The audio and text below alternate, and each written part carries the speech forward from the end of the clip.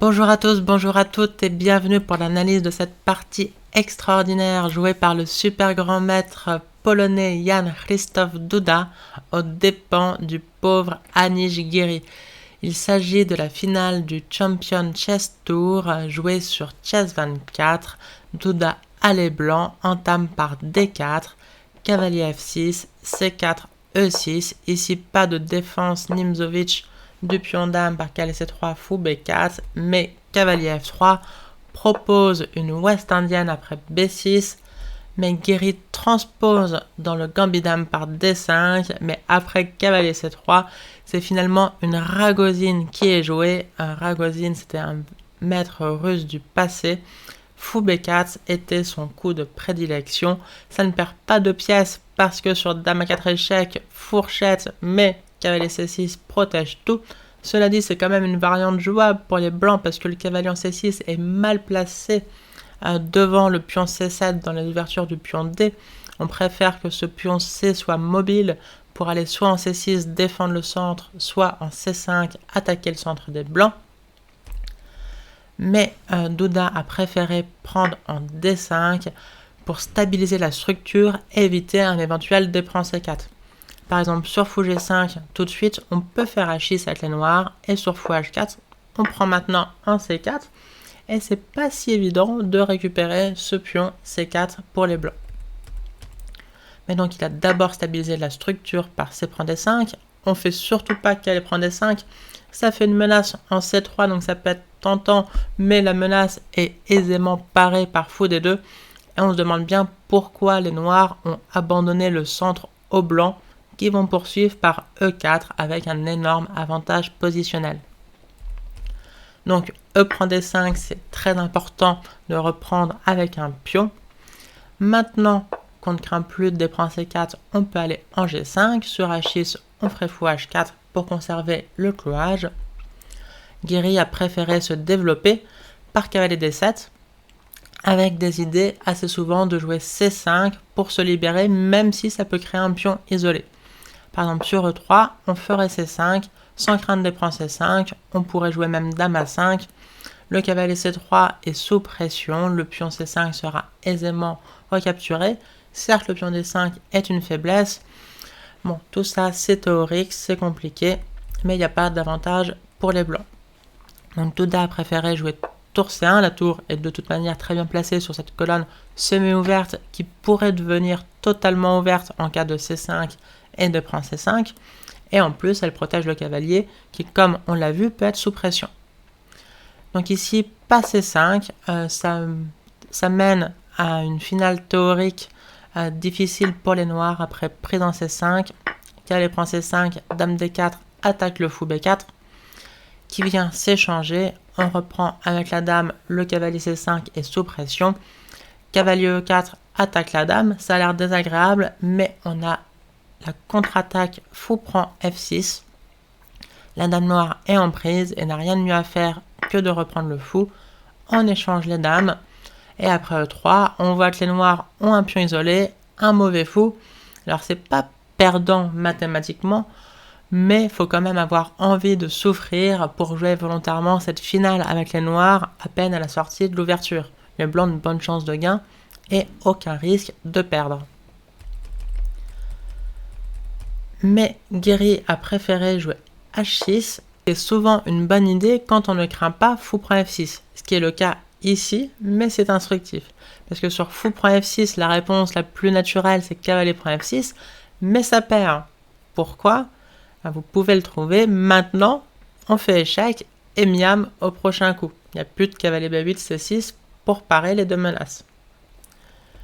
Donc sur fou prend F6, on peut jouer dame prend F6, c'est possible parce que le cavalier est toujours cloué, donc il n'y a pas de cavalier prend D5. On peut aussi prendre en C3 intermédiaire, mais là les blancs prendraient soit du pion pour renforcer le centre, soit de la tour, on profite qu'elle soit en C1, mais maintenant on reprend naturellement par le cavalier. Mais donc ne voyant aucun avantage à prendre un F6, Duda a préféré reculer son fou, ce qui est très dangereux. Parce que maintenant, Giri s'est lancé dans une attaque qu'il va vite regretter, mais ça il ne le savait pas encore, par G5. Il n'y a pas de sacrifice, là il n'y aurait aucun jeu.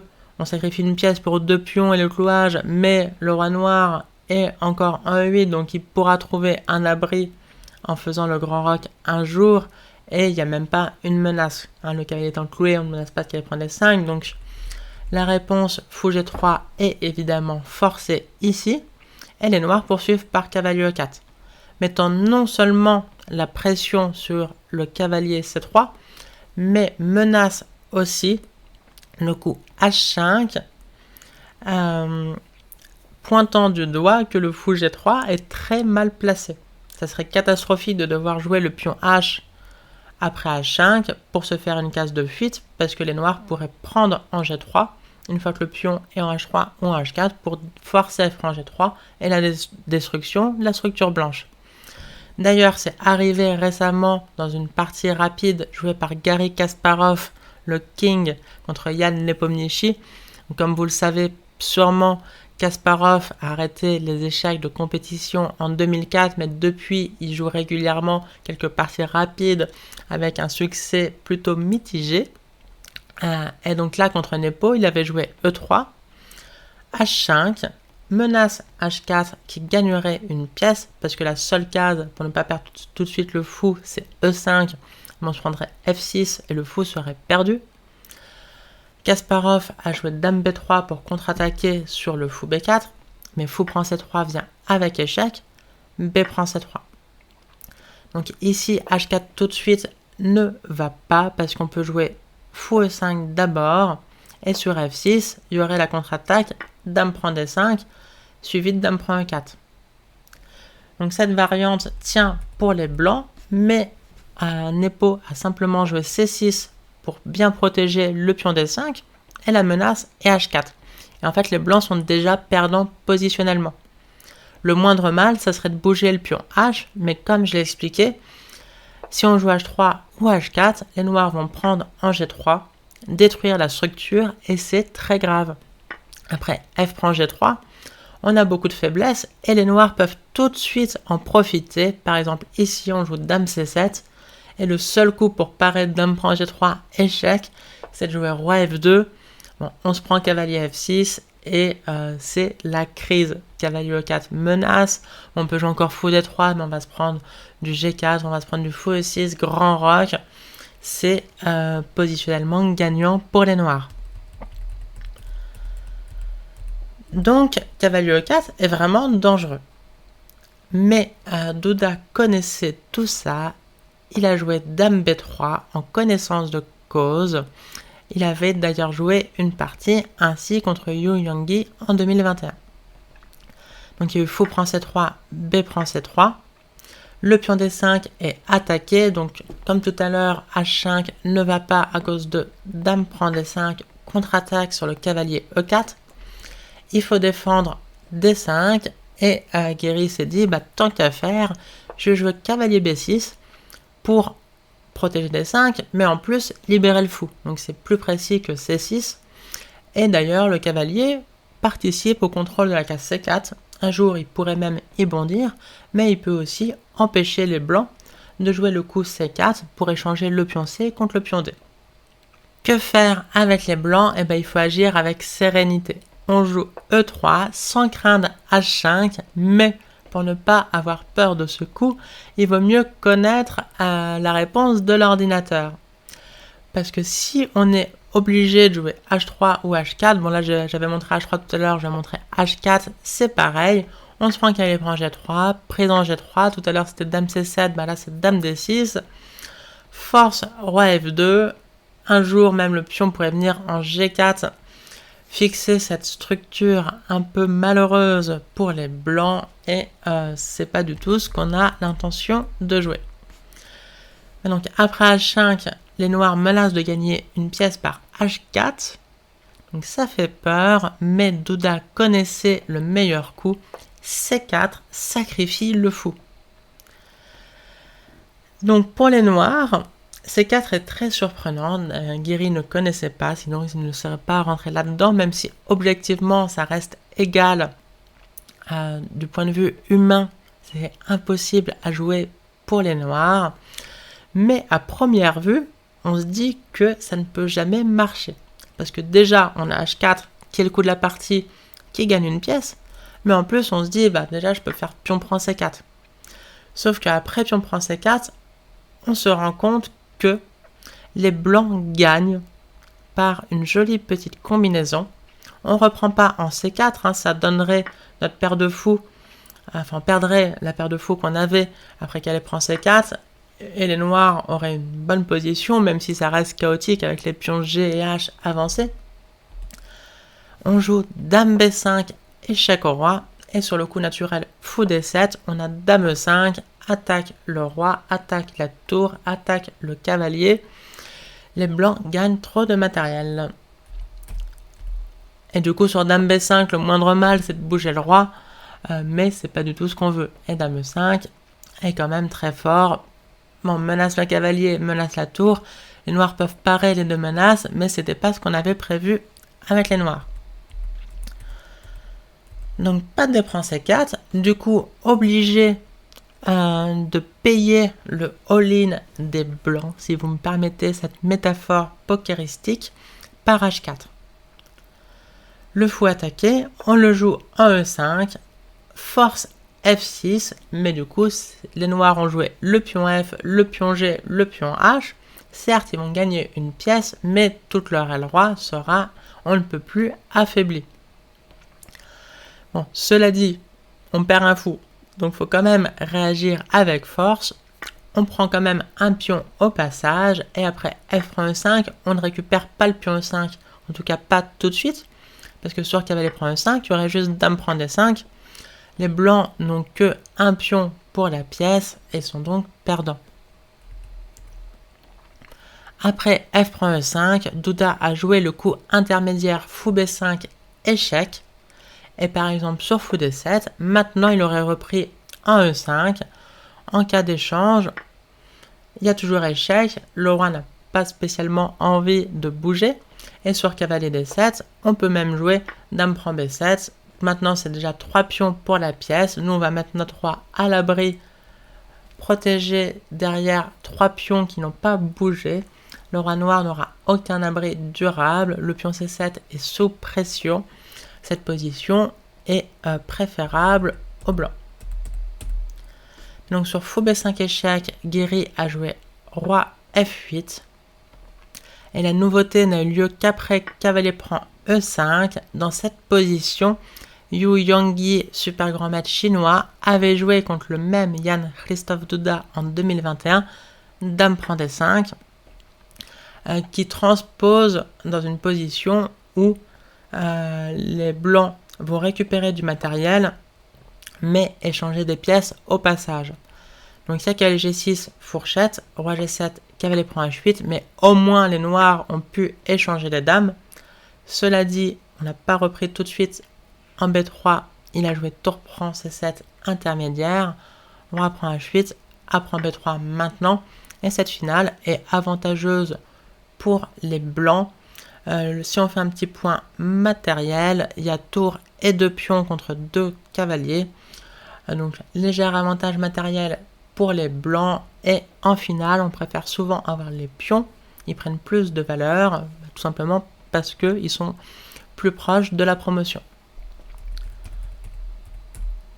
Et donc Dame prend D5 était possible, ça aurait sûrement amené une finale calme, bien qu'avantageuse pour les blancs. Mais après cavalier prend E5, Guéry a joué courageusement, peut-être témérairement, roi G7, qui est objectivement douteux. Bon, ça part quand même, cavalier G6, échec. Donc les noirs restent avec une pièce de plus. Ici, les commentateurs en direct, les super grands maîtres Peter Leko et Rustam Kazimjanov avaient pensé à Dame C2, fourchette entre le cavalier E4 et le pion C7. Mais ils avaient prévu Dame prend D5, Dame prend C7, échec, roi G8 et rien n'est clair. Par exemple, sur Petit Roc, il y a un joli petit coup de défense, tour H7 chasse la dame de la 7e rangée, et cette position est en fait avantageuse pour les noirs. Donc ce qu'a fait Guéry n'était pas ridicule du tout, mais à partir de là, Douda va jouer tous les meilleurs coups.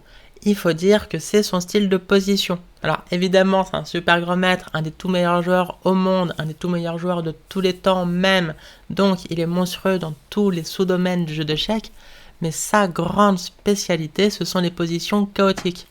Donc là, avec une pièce de moins, mais un roi noir en G7 dans les courants d'air, plus aucun pion juste devant lui pour bien le protéger, il est dans sa zone de confort. Donc il trouve le meilleur coup fou D3, attaque le cavalier E4. Les noirs n'ont pas de bons coups de développement pour le protéger. Par exemple sur dame prend D5, on peut juste échanger les dames, récupérer le cavalier, c'est terminé. Sur fou F5, il y a un joli gain. Douda aurait joué D6, menace D prend C7, menace tour prend C7 échec, menace dame F7 échec. Les noirs ont l'air de tout parer par cavalier prend D6, contrôle F7, protège F5, mais justement, le cavalier est surchargé. On joue fou prend F5 et sur cavalier prend F5, on mat en 2 par échec et mat. Donc après fou D3, obligé de jouer un coup de repli cavalier D6. Si on fait un petit point sur cette position bien chaotique, le matériel donne un cavalier de plus pour les noirs en échange de 2 pions pour les blancs, mais un roi noir dans les courants d'air, durablement en danger. Donc juste positionnellement, sans même avoir calculé quoi que ce soit, on sait que les blancs ont des bonnes compensations. Après, à savoir, est-ce que les compensations ne font qu'égaliser le déficit matériel ou alors nous donnent un avantage? Là, ça va demander un calcul, mais on peut déjà rentrer dans cette position avec sérénité. Et Douda a simplement roqué pour mettre son roi à l'abri, mais aussi et peut-être surtout activer cette tour par un futur F4. Par exemple, sur un coup de développement comme fou D7, il aurait fait F4. Les noirs n'ont pas spécialement envie d'ouvrir la colonne F. Et du coup, ils auraient sûrement joué G4. Sachant ça, prévoyant ça, Anish a préféré commencer tout de suite par G4. Et Douda a simplement répondu F4 avec l'idée d'établir un énorme centre de pions. Il veut poursuivre par E4 et F5, pas seulement pour attaquer le roi, mais aussi pour endormir les pièces noires, qui seront bien ridicules face à cette armada de pions blancs.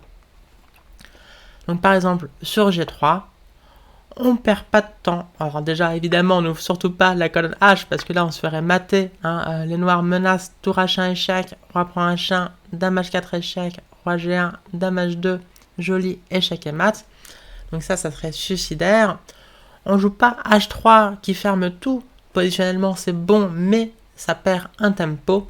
En fait, on s'en fiche de ce G prend H2. On peut jouer par exemple F5.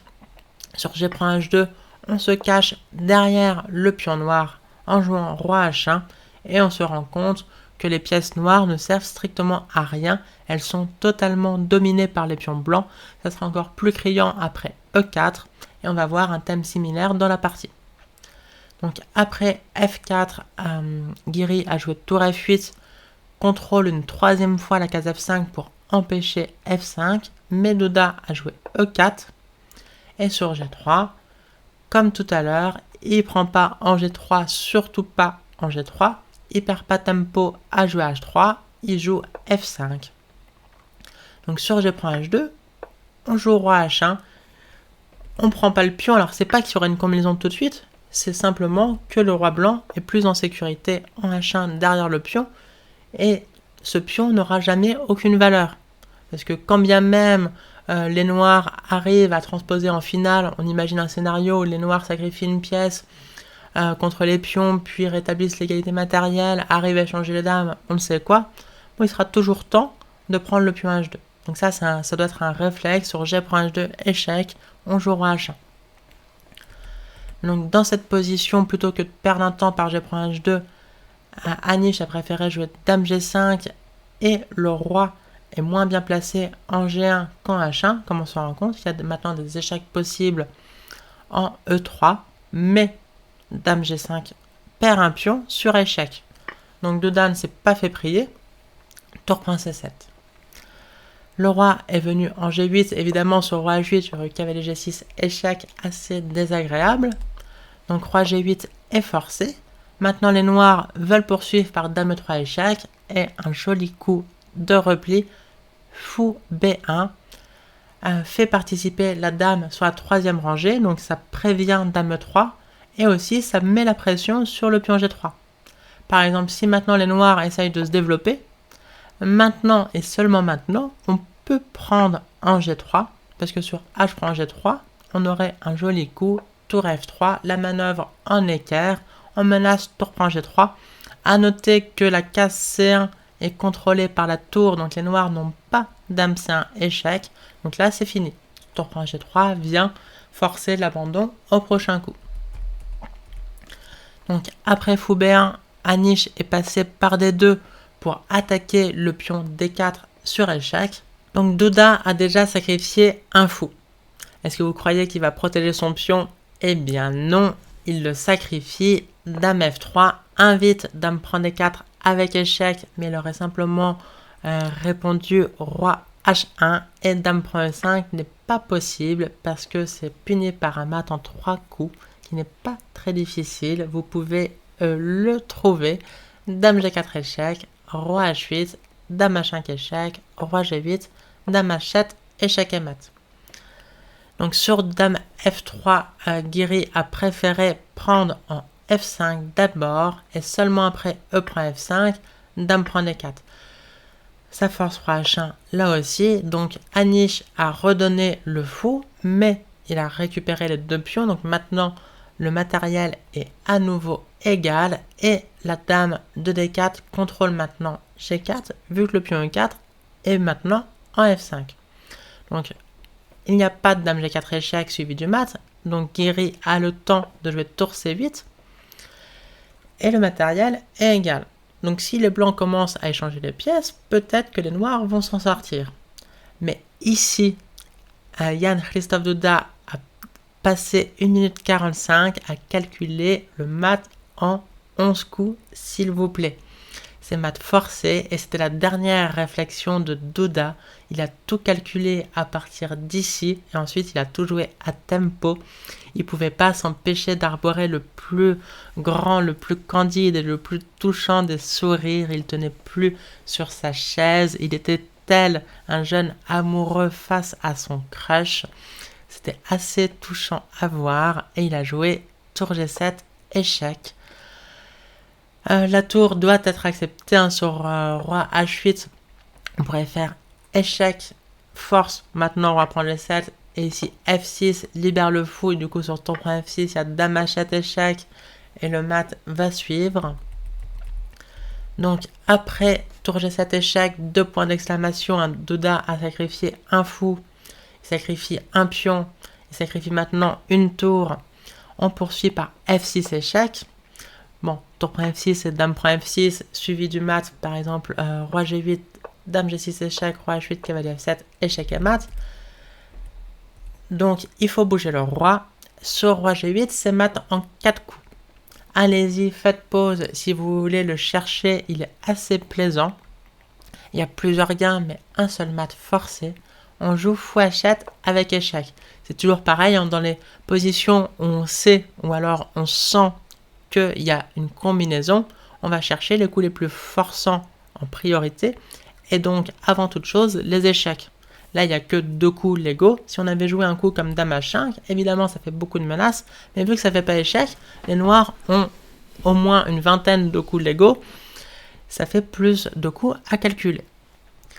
Donc, fou H7 échec, 2 points d'exclamation. Sur roi prend H7, le mat est facile, c'est dame H5 échec, roi G8, dame G6, roi H8, dame G7, échec et mat.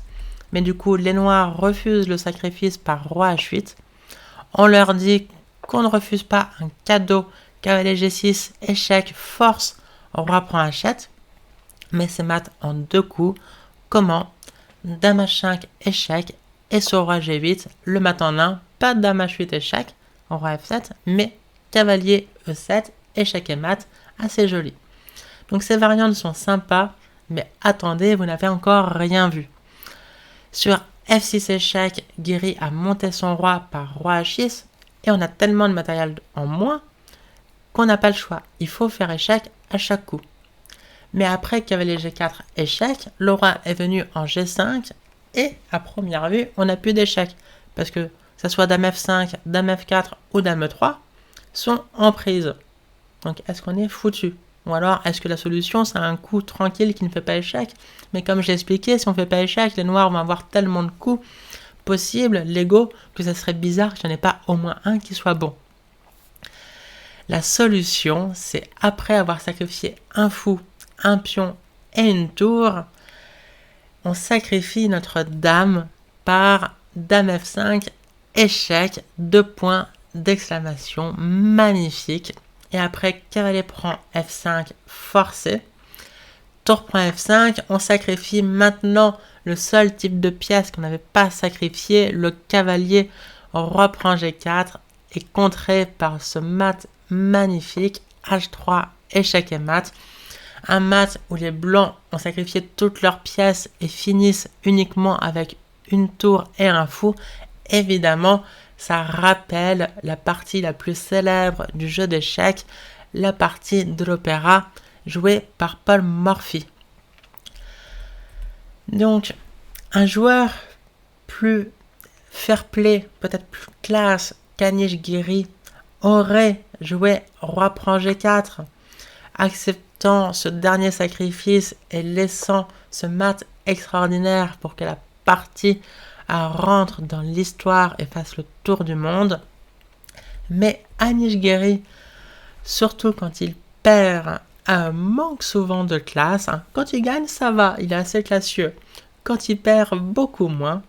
Et il a fait le pire truc, il a joué roi G6. On peut se dire, c'est pas grave, parce que le mat après roi G6 est aussi magnifique et aussi instructif. Donc peut-être qu'il voulait montrer cette variante plus compliquée en se disant roi prend G4, tout le monde voit que c'est H3 échec et mat, alors que sur roi G6, la punition est loin d'être évidente.